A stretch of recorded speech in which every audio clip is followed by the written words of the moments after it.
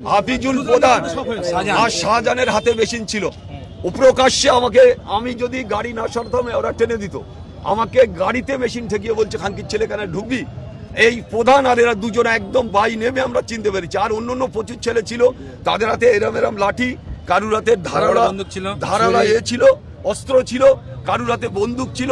Police কোনোভাবে তাদের guard করতে পারেনি, সেই কারণে আমাদের উপরে এসে অ্যাটাক করেছে মেশিন সহ। ভোটের এক সপ্তাহ বাকি, সেখানে সেই ক্যানিং পূর্বের সন্ত্রাস যা অভিযোগ হতো সেটাই কি আজকে সেইটা প্রমাণ হলো যে ওরা ওখানে সন্ত্রাস করে, ভোট করতে দেয় না, যারাই ক্যান্ডিডেট হয় তাদের উপরে আক্রমণ করে, নেতৃত্বের উপরে আক্রমণ করে। আজকে সেটা প্রমাণ হলো।